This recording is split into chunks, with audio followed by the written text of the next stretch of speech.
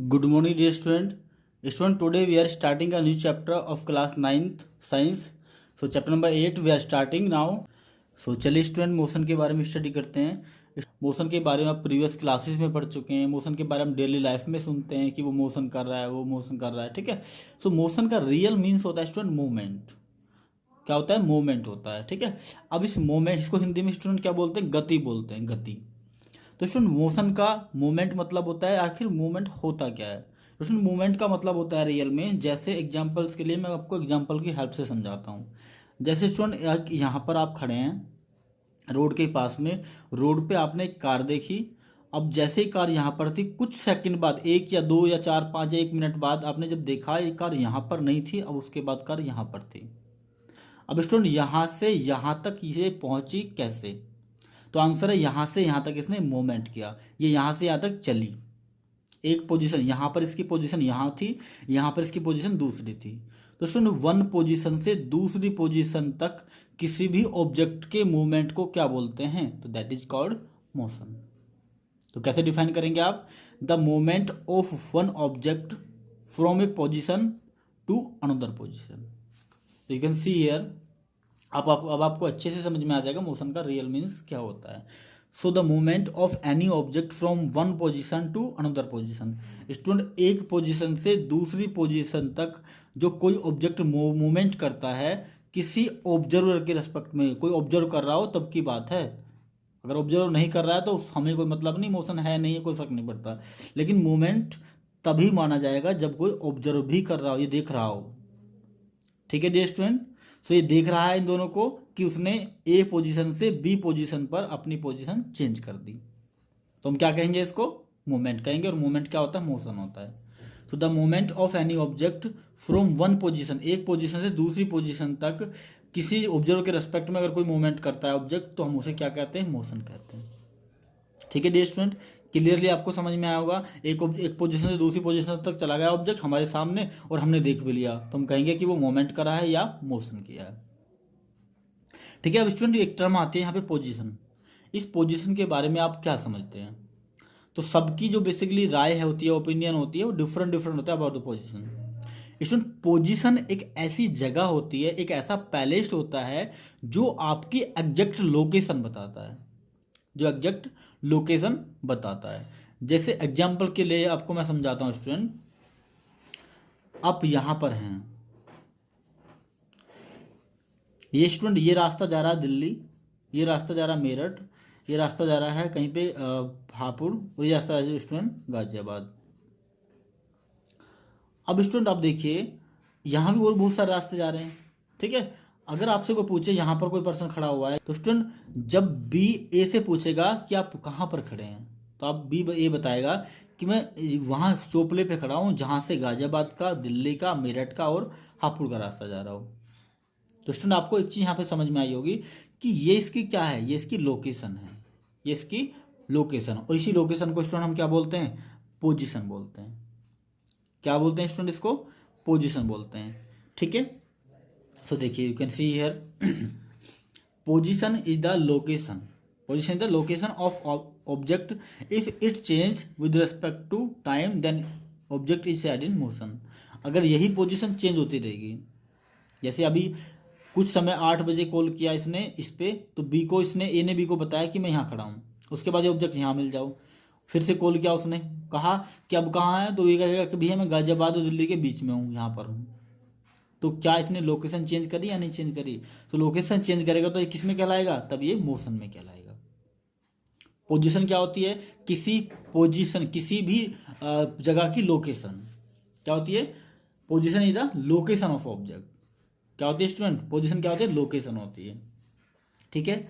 और पोजीशन हमेशा, motion of any object is define as the by its position. Motion हमेशा position से ही डिफाइन होता है। अगर पोजीशन चेंज नहीं है तो उसका मोशन नहीं होता है। एग्जाम्पल के लिए मैं आपको स्टूडेंट बताता हूँ, ये 8:30 पे यहाँ पर था एक ऑब्जेक्ट ए, ठीक है स्टूडेंट, और 8:40 पे वो ऑब्जेक्ट यहाँ पर देखा गया। तो आप बताइए स्टूडेंट, पहली पोजीशन कहाँ थी? पहले कहाँ पर था? तो आंसर है वो इस पोजीशन पे, यहाँ पर रहता था पहले। 8:30 बजे करीब वो यहाँ पर रहता था, ये उसकी क्या थी? पोजीशन थी। अब वो 8:30 बजे से ज़्यादा मतलब 8:40 पे यहाँ पर देखा गया। ये भी क्या है, इसकी पोजीशन है। ये पोजीशन फर्स्ट है, ये पोजीशन सेकंड है। क्या स्टूडेंट पोजीशन चेंज हुई या नहीं हुई? तो आंसर पोजीशन चेंज हो गई। और पोजीशन चेंज हुई तो सिंपल सी बात है कि वो यहाँ से यहाँ तक मूवमेंट करके तो आया होगा। तो इस मूवमेंट को क्या बोलते हैं? मोशन बोलते हैं। जैसे ही पोजीशन चेंज हुई मोशन हो गया। स्टूडेंट आपको क्लियर समझ आया होगा ये, ठीक है। ये देखिए स्टूडेंट, रेफरेंस पॉइंट क्या होता है? स्टूडेंट रेफरेंस पॉइंट बेसिकली हम उस पॉइंट को मानते हैं जहाँ से मोशन को स्टार्ट करते हैं, जहाँ से मोशन को स्टार्ट करते हैं। या दूसरे वर्ड में मैं इसको ये कह सकता हूँ, जहाँ पर हमारी लोकेशन, जहाँ पर ऑब्जेक्ट की लोकेशन सबसे पहले मानी जाती है, उसको हम रेफरेंस पॉइंट बोलते हैं। इसको स्टूडेंट इंग्लिश में या मैथ्स में हम लोग ओरिजिन भी बोलते हैं, जहाँ से किसी भी चीज़ की स्टार्टिंग होती है। It is a point from which location of object is measured, जहाँ से किसी भी चीज़ की लोकेशन मीजर की जाती है। एग्जाम्पल के लिए स्टूडेंट, ये ऑब्जेक्ट यहाँ पर है, आप कहेंगे कि यहाँ पर ऑब्जेक्ट है, पहले कहाँ था? तो आप ढूंढते ढूंढते यहाँ पर आएंगे। तो ये क्या है? स्टार्टिंग। इससे पहले कहीं पे था ऑब्जेक्ट? तो आंसर इससे पहले नहीं था। तो इसकी जो एग्जैक्ट लोकेशन स्टार्टिंग की है, रेफरेंस पॉइंट स्टूडेंट ये है, या ओरिजिन इसकी ये है, जहाँ से इसकी उत्पत्ति हुई है। ठीक है डियर स्टूडेंट, तो इसको ओरिजिन या रेफरेंस पॉइंट बोलते हैं। Suppose a person change its position with respect to a tree with time. जैसे एग्जाम्पल के लिए स्टूडेंट, कोई ट्री है, ये कोई ट्री है, यहाँ के रेस्पेक्ट में, इसके रेस्पेक्ट में एक पर्सन इधर जा रहा है, ये आप ही हैं, ठीक है, इधर जा रहे हैं लगातार, इधर जा रहे हैं लगातार। तो स्टूडेंट क्या होगा, इसके रेस्पेक्ट में आप अपनी पोजीशन को चेंज कर रहे हैं। इनके बीच देखो, पहले आप यहाँ पर थे, अब क्या हो रहा है, आप इधर जा रहे हैं लगातार भगे हुए, तो आपकी पोजीशन चेंज हो रही है या नहीं हो रही है? तो आप मोशन कर रहे हैं। किस पॉइंट के रेस्पेक्ट में कर रहे हैं? तो आंसर है, आप पेड़ को देख रहे होंगे कि पेड़ से दूर जा रहा हूँ मैं लगातार। तो पेड़, ये जो ट्री है आपका, वो क्या है? ये रेफरेंस पॉइंट है, और ये है हमारा मोशन करने वाला ऑब्जेक्ट। ठीक है डियर स्टूडेंट, आप देख सकते हैं कि अगर कोई पर्सन पोजीशन चेंज कर रहा है लगातार टाइम के रेस्पेक्ट में, एक ट्री के रेस्पेक्ट में, सो पर्सन इसमें ऑब्जेक्ट है जो मोशन कर रहा है, ठीक है, और जो ट्री है स्टूडेंट उसमें रेफरेंस पॉइंट है जिसके रेस्पेक्ट में वो मोशन कर रहा है। ठीक है डियर स्टूडेंट, देखिए आगे देखिए, नेक्स्ट हम लोग पढ़ते हैं motion in straight line. Student इससे पहले मैं आपको बता देता हूँ, मोशन हमने पढ़ रहे हैं हम लोग। मोशन बेसिकली, मोशन कितने टाइप्स के होते हैं ये स्टूडेंट प्रीवियस क्लासेज में भी आप पढ़ चुके होंगे। कई तरह के होते हैं motion. Motion is basically many types. मैं आपको कुछ एग्जांपल बताता हूँ स्टूडेंट। जैसे स्टूडेंट देखना इधर, अगर ये कार इस रास्ते से जा रही है बिल्कुल स्ट्रेट पाथ में, तो स्टूडेंट आपने प्रीवियस क्लास में पढ़ा होगा, ये स्ट्रेट लाइन मोशन होता है। क्या होता है स्टूडेंट? Straight line motion. इसको लीनियर मोशन बोलते हैं। क्या बोलते हैं स्टूडेंट? Straight line motion. कुछ मोशन आपके सिलेबस में है, कुछ नहीं है, लेकिन मैं आपको आइडिया दे रहा हूं। तो इसको क्या बोलते हैं? लीनियर मोशन बोलते हैं, जो स्ट्रेट पाथ में होता है। दूसरा होता है स्टूडेंट, जो क्या करता है, ऐसे ऐसे चलता है, ऐसे ऐसे, मतलब स्ट्रेट भी जा रहा है और घूम घूम के भी चल रहा है। इससे पहले स्टूडेंट मैं बताता हूँ, ये तो एक ये हो गया। इससे पहले दूसरा मैं आपको बताता हूँ। दूसरा होता है स्टूडेंट सर्कुलर, ऐसे ऐसे ऑब्जेक्ट घूम रहा है। ये अर्थ है हमारी, ये सन है, सन अर्थ, ये लगातार चक्कर लगा रहा है इसके। तो ये बताइए किस टाइप का मोशन कर रहा है? सर्कुलर पाथ में घूम रहा है, तो this is called circular motion. This is called circular motion. अब देखिए स्टूडेंट, यहाँ पर देख रहे हैं आप, ये कार्डो सरफेस बना रहा है, सर्कुलर बना रहा है, बट ये आगे भी बढ़ रहा है। This object is going to straight forward. दिखाई दे रहा है, ये ऑब्जेक्ट आगे भी जा रहा है और घूम घूम के भी जा रहा है। तो स्टूडेंट इसको बोलते हैं हम curvy linear motion. CURVILINEAR, curvy linear motion. Linear motion, curvy linear motion and circular motion. और भी कई तरह के मोशन होते हैं स्टूडेंट। अगर कोई ऑब्जेक्ट यहाँ पे रखा हुआ ऐसे ऐसे मूव कर रहा है, कैसे स्टूडेंट? आपने देखा होगा, किसमें करता है, किसमें करता है स्टूडेंट? जो वॉच होती है घरों में, और होता है उसमें ऐसे ऐसे हिलता रहता है, बोब जो होता है, ये भी मोशन होता है। ना तो स्टूडेंट ये सर्कुलर मोशन है, ना ही स्ट्रेट लाइन मोशन है, ना ही ये कर्वीलिनियर मोशन है स्टूडेंट। ये क्योंकि अपनी पोजीशन को देखो, यहाँ था, यहाँ गया, फिर यहीं आ गया, अपनी पोजीशन को रिपीट करता रहता है। इसलिए स्टूडेंट इसको हम प्रोडिकल मोशन बोलते हैं। क्या बोलते हैं स्टूडेंट इसको? प्रोडिकल मोशन या टू एंड फ्रो मोशन। ये आप प्रीवियस क्लासेस में पढ़ चुके होंगे। जब मैं साउंड चैप्टर आपको पढ़ाऊंगा तो इसके बारे में थोड़ा सा और डीप पढ़ाऊंगा आपको, ठीक है। तो उम्मीद करता हूँ स्टूडेंट आपको ये टाइप्स ऑफ मोशन के बारे में समझ में आ गया होगा। स्टूडेंट हम इस चैप्टर में 2 ही तरह के मोशन पढ़ने वाले हैं सिर्फ। एक तो स्टूडेंट स्ट्रेट लाइन मोशन, दूसरा सर्कुलर मोशन। अब स्टूडेंट ये आता है क्वेश्चन कि स्ट्रेट लाइन मोशन क्या होता है। आपको यहाँ से बहुत क्लियरली समझ में आ गया होगा, बहुत आसान है स्टूडेंट। जब आप बिल्कुल नाक के सीध जाते हैं तो कैसा मोशन होता है, स्ट्रेट लाइन मोशन होता है। एग्जाम्पल देखिए स्टूडेंट, ये जा रहे हैं, देखो स्टूडेंट ये जा रहे हैं, ये आप हैं, आप ऐसे जा रहे हैं, ऐसे जा रहे हैं। क्या आप नाक के सीधे जा रहे हैं ना स्टूडेंट? क्या घूम घूम के जा रहे हैं थोड़ा बहुत मुड़ के? नहीं। तो you are going to straight forward, so you will say that you are going in straight line motion। Clear आया समझ में स्टूडेंट? बहुत आसान, आपको बहुत अच्छे समझ में आ जाएगा, ठीक है। जो मोशन स्ट्रेट लाइन में होता है उसको मोशन को हम स्ट्रेट लाइन मोशन बोलते हैं। Motion in a straight line हम इस चैप्टर में पढ़ने वाले हैं सबसे पहले।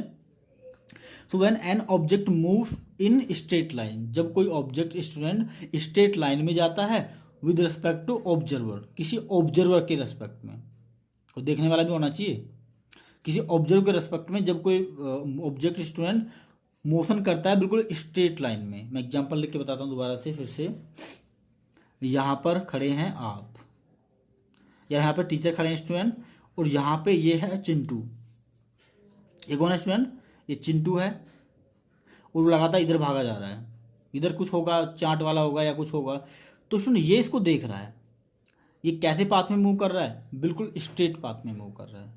This is observer and this is object, object is moving in straight path, so it will say, ये सर जी कहेंगे कि ये चिंटू बिल्कुल स्ट्रेट पाथ में मूव कर रहा है। ये कैसा मोशन कर रहा है? स्ट्रेट लाइन मोशन कर रहा है, ठीक है। When an object moves in straight line with respect to observer then the motion is called rectilinear motion या स्ट्रेट लाइन मोशन। जैसा मैंने आपको बताया था, रेक्टिलिनियर मोशन भी बोलते हैं इसको, क्योंकि ये स्ट्रेट लाइन में मोशन करता है, ठीक है स्टूडेंट। रेक्टिलिनियर मोशन या स्ट्रेट लाइन मोशन। एग्जाम्पल देखते हैं स्टूडेंट, आप बहुत अच्छे से इसको समझते होंगे। देखा होगा आपने, जैसे लिफ्ट है स्टूडेंट, आप यहाँ पे खड़े होकर देख रहे हैं, ठीक है।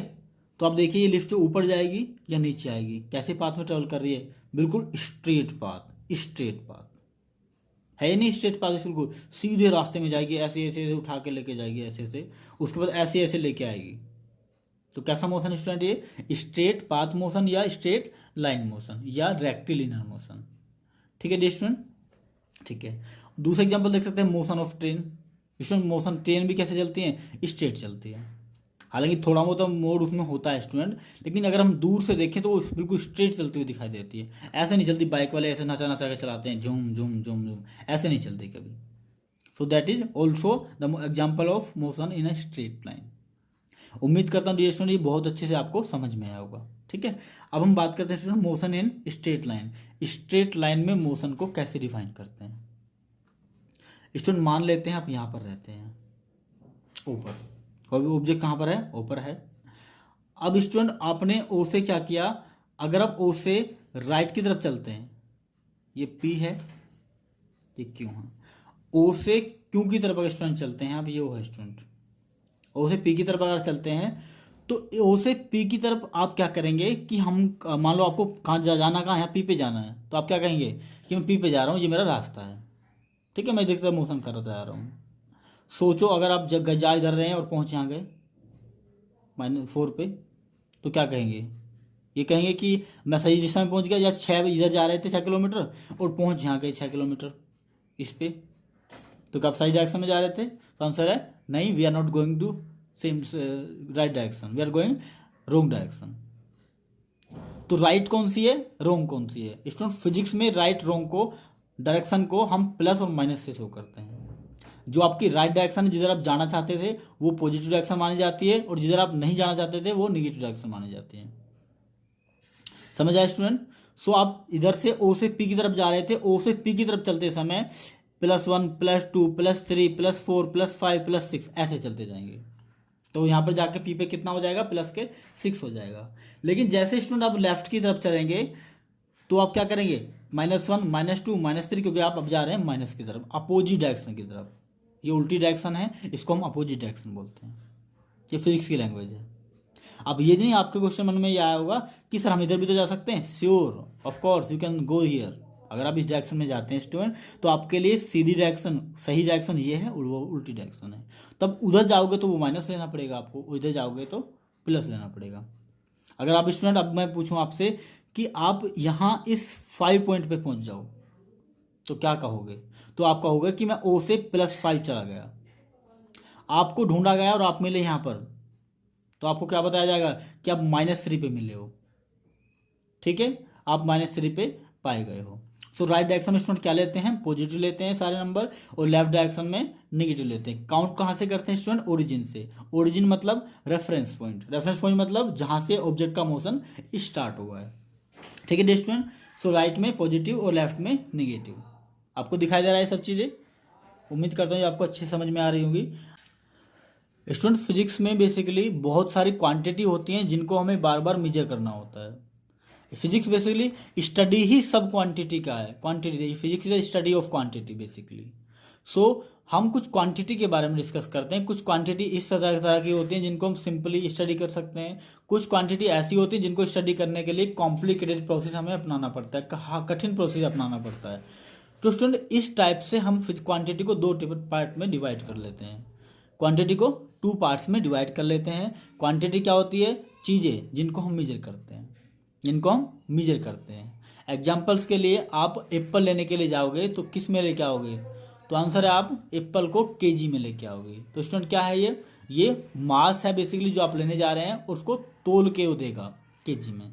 तो जो क्वांटिटी है, जैसे एग्जाम्पल के लिए स्टूडेंट आप किस स्पीड से घर जा रहे हैं, तो आप क्या बताएंगे कि मैं 50 किलोमीटर प्रति घंटा की स्पीड से घर जा रहा हूँ। तो this is the quantity, speed is the quantity. आप मान लेते हैं स्टूडेंट अपने घर से 50 किलोमीटर दूर बैठे हैं, तो आप घर से कितने किलोमीटर दूर बैठे हैं? 50 किलोमीटर। ये क्या है? Distance. Distance is also a quantity. तो स्टूडेंट ये टाइप की क्वांटिटी है।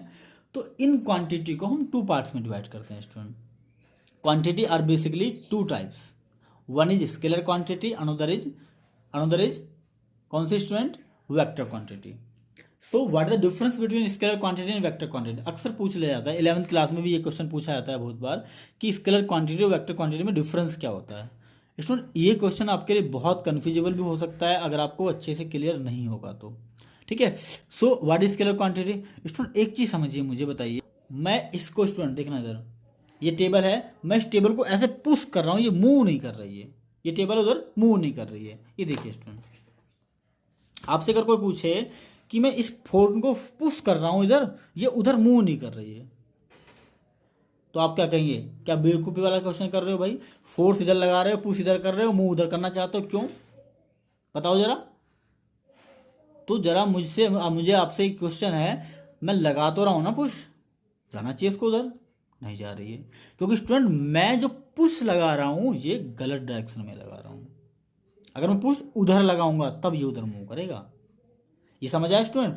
अगर मैं कहूँ आपसे कि इसका वेट कितना होगा, तो आप कहेंगे 200 ग्राम, 300 ग्राम। क्या आप ये पूछेंगे किधर होगा? इधर नापू, इधर नापू, इधर नापू, इधर मेजर करूँ, कहाँ मेजर करूँ? कहीं भी मेजर कर लें सेम होगा, कहीं भी मेजर कर ले, इसका जो मास होगा स्टूडेंट सेम होगा। इसका जो वेट होगा, अभी के लिए वेट मान लेते हैं, मास वेट अलग अलग होते हैं वैसे, अगले चैप्टर में पढ़ेंगे, लेकिन अभी के लिए वेट मान लेते हैं, तो इसका वेट स्टूडेंट क्या होगा? सेम होगा। मैं पूछूँ आपसे इसके कलर की बात, बताइए कलर स्टूडेंट कैसा है इसका? सिल्वर है। क्या इसका सिल्वर उधर दूसरी तरफ जाके चेंज हो जाएगा? नहीं चेंज होगा। ठीक है, आपसे पूछो टेम्परेचर कितना हो रहा है आसपास, तो आप बता देंगे, यहाँ देखें पल्ले, उधर देखें जाके, रूम में के बाहर देखे जाके, या रूम के किसी कॉर्नर में जाके देख लें, तो टेम्परेचर सेम होगा। तो टेम्परेचर भी डायरेक्शन पे डिपेंड नहीं कर रहा है, लेकिन फोर्स टेम्परेचर डायरेक्शन पे डिपेंड करता है। फोर्स मतलब पुश, अगर मैं इधर लगा रहा हूँ तो मूव करता है, इधर लगाता हूँ तो मूव नहीं करता है। ये समझ आया स्टूडेंट? सो इस टाइप की क्वांटिटी को हम 2 पार्ट में डिवाइड करते हैं। तो स्टूडेंट ऐसी क्वांटिटी जिनमें डायरेक्शन की रिक्वायरमेंट ना हो उसको स्केलर क्वांटिटी बोलते हैं। क्या बोलते हैं इसको student? Scalar quantity. It is the quantity which have only magnitude. अब स्टूडेंट मैग्नीट्यूड का मतलब समझिए, मैग्नीट्यूड स्टूडेंट वैल्यू, कितना लगा रहे हैं, क्वांटिटी को बोलते हैं मैग्नीट्यूड। मैंने कहा इस पर फोर्स लगा, इस फोर्स की बात नहीं कर रहा स्टूडेंट, मैं बात करूँ उस पर, इसमें 50 ग्राम वेट है, तो जो 50 ग्राम है इसको मैग्नीट्यूड बोलते हैं। 50 ग्राम को क्या बोलते हैं?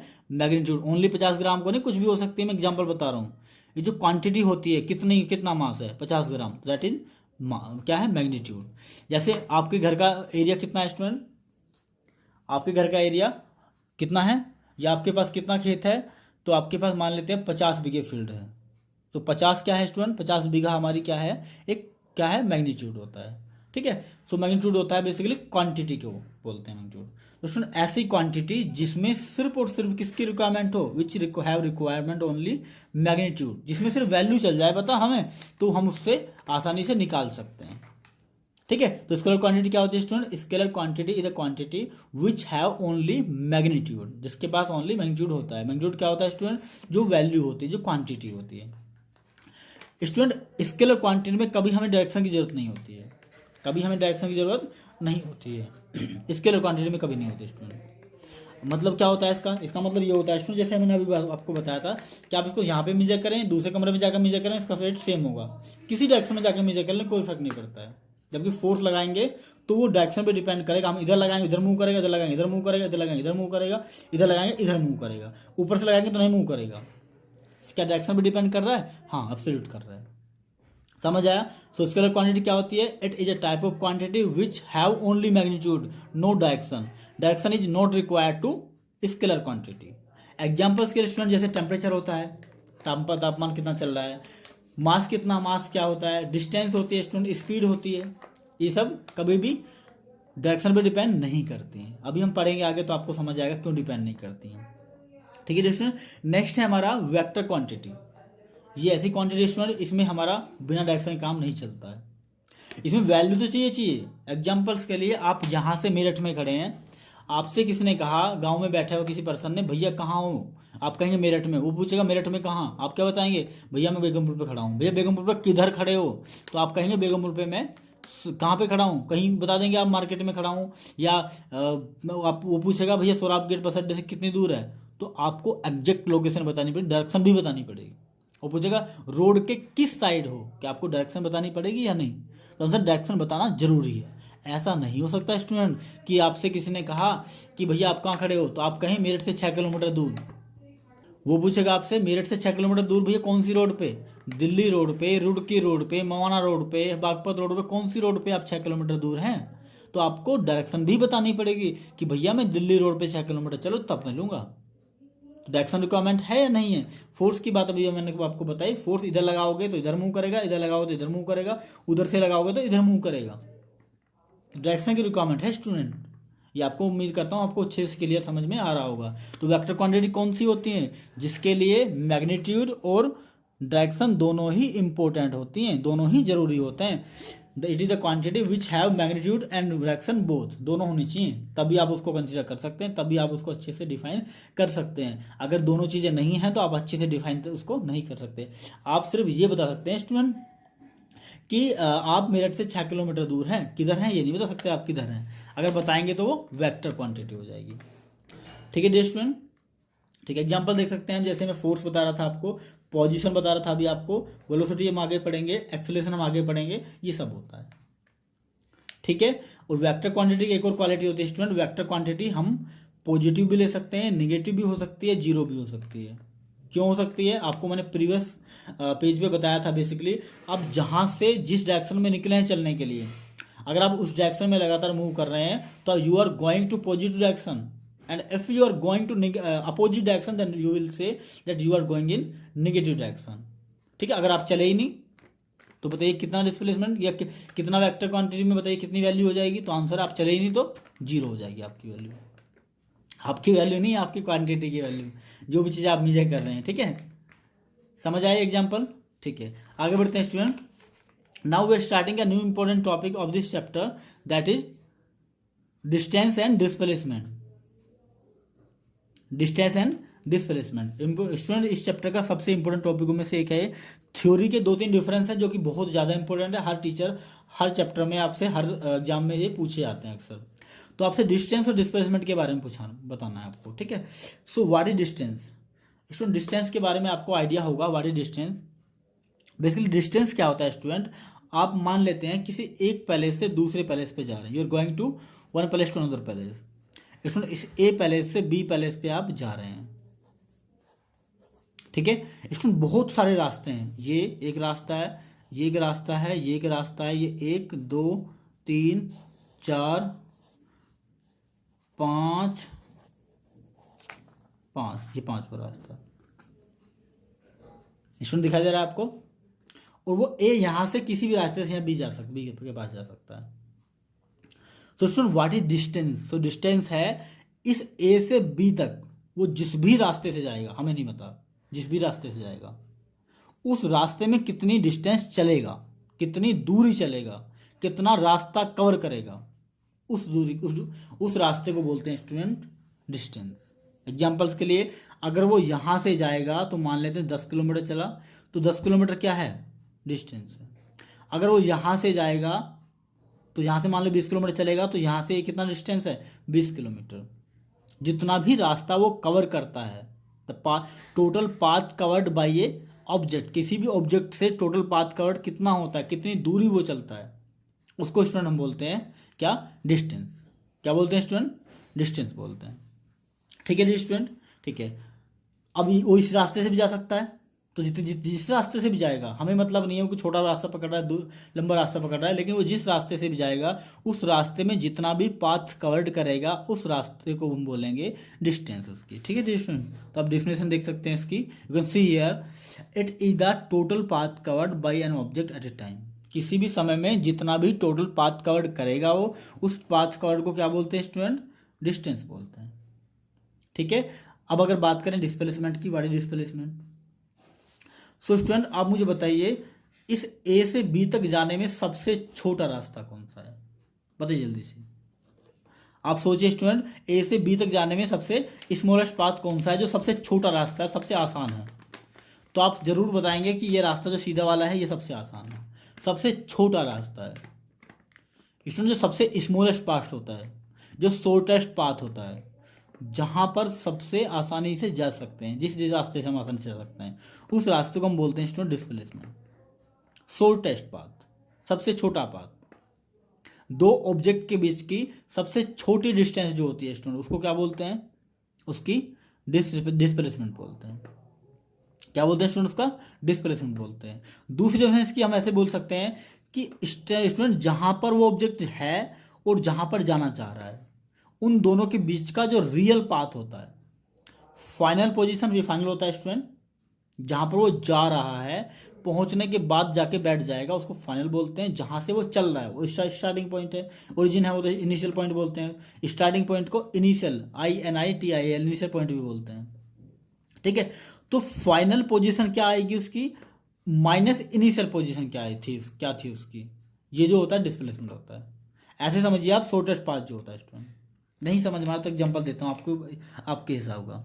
स्टूडेंट आपका घर ये है ए और आपके फ्रेंड का घर है ये बी। ठीक है, एक रास्ता ये है, एक रास्ता ये है।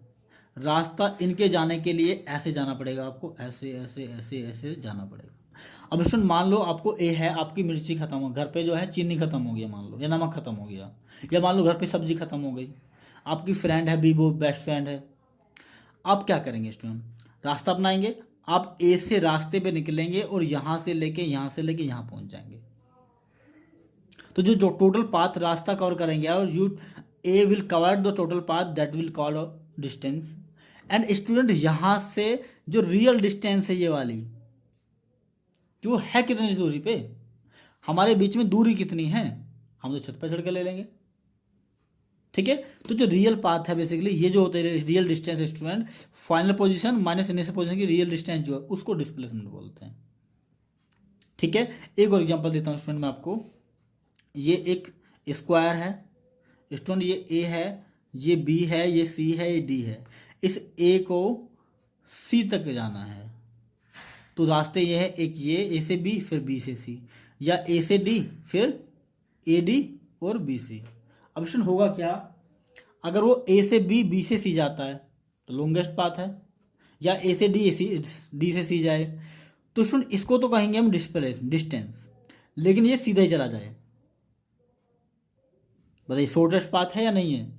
तो ये जो होगी स्टूडेंट, ये ए सी जो होगा ये होगा डिस्प्लेसमेंट, क्योंकि ये शॉर्टेस्ट पाथ है। फाइनल ये इनिशियल है, फाइनल माइनस इनिशियल पे डिपेंड करता है बस, जिसको क्या बोलते हैं डिस्प्लेसमेंट बोलते हैं। ठीक है, उम्मीद करता हूँ आपको समझ में आया होगा। अब स्टूडेंट देखिए, नेक्स्ट देखिए, it is an scalar quantity. Student distance जो होती है वो स्केलर क्वांटिटी होती है।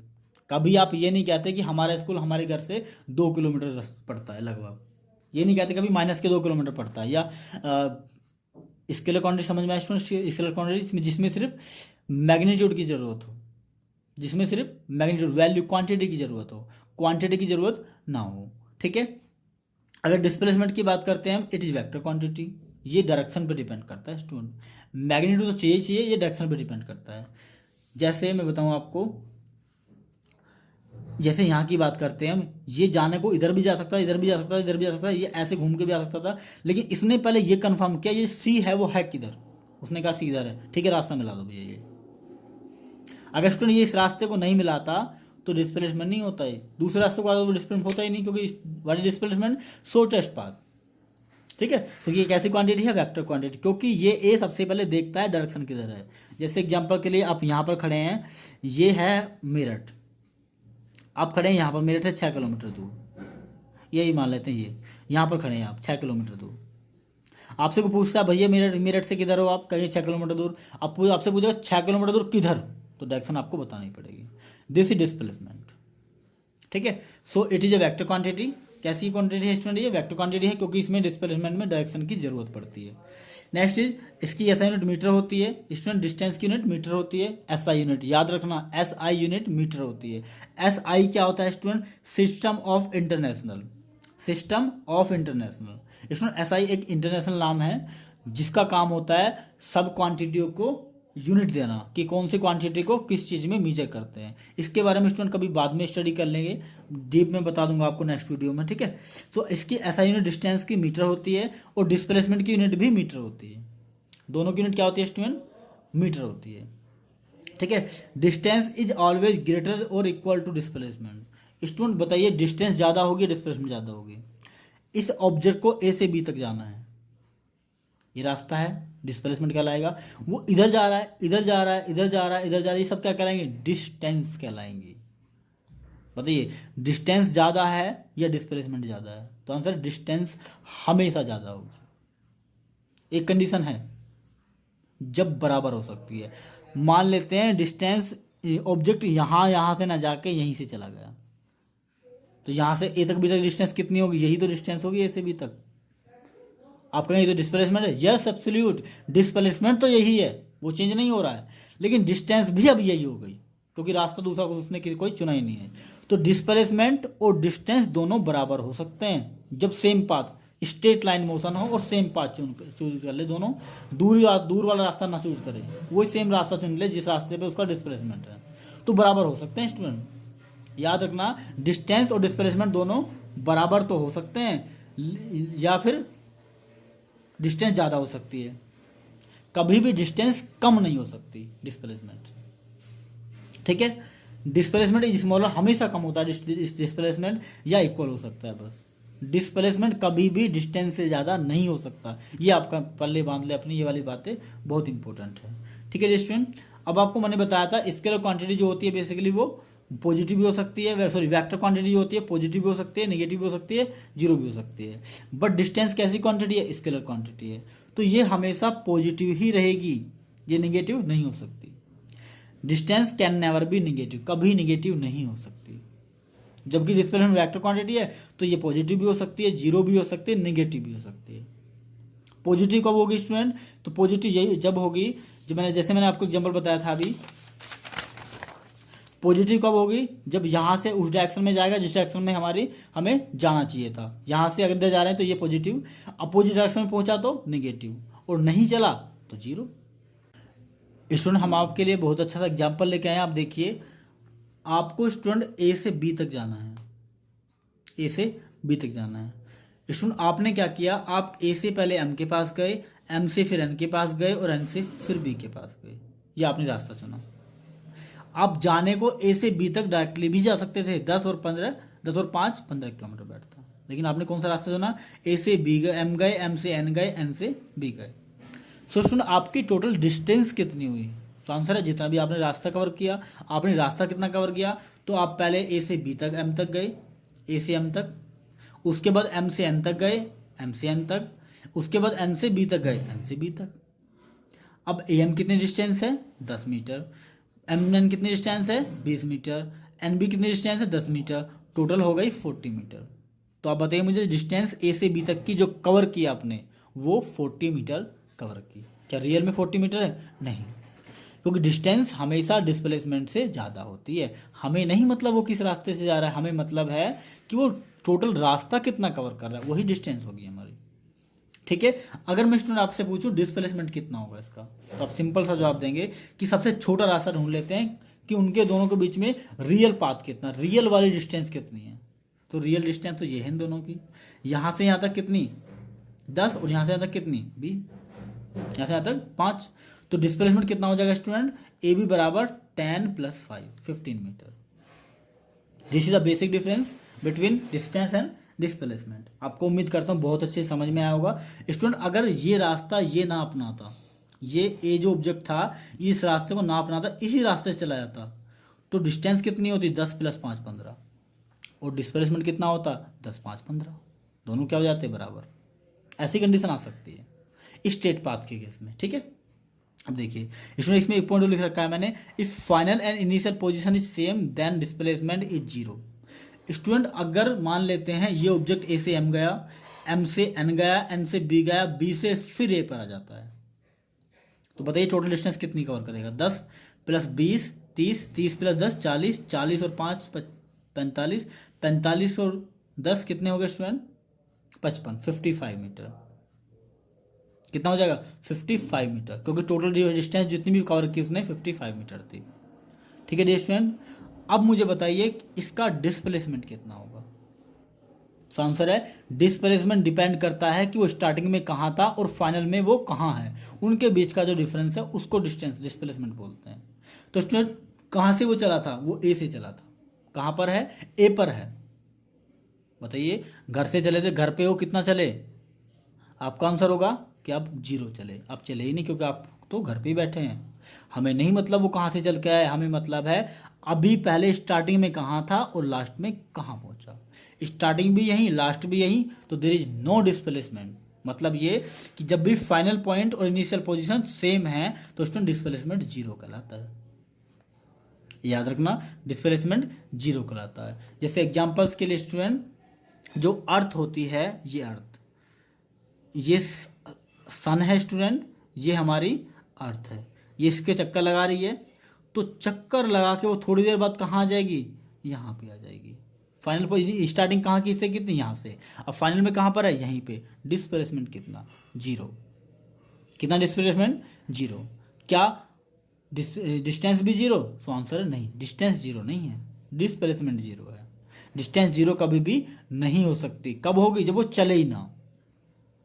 ठीक है स्टूडेंट, उम्मीद करता हूँ ये आपको बहुत अच्छे से समझ में आया होगा। अगर ये वीडियो आपको अच्छी लगती है तो लाइक करें, चैनल को सब्सक्राइब करें और शेयर करें।